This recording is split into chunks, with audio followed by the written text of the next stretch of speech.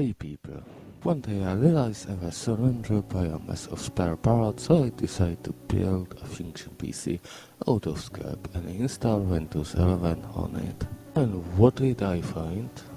It's Heartbeats and Intel Core i3 6100, 8GB of RAM DDR4, NVIDIA GTX 1068 6GB RAM.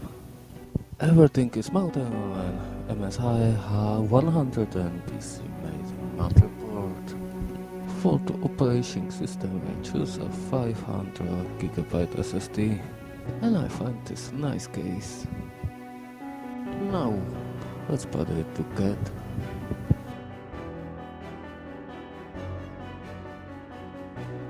Fucking shit. This case is very small. Very nice. What now?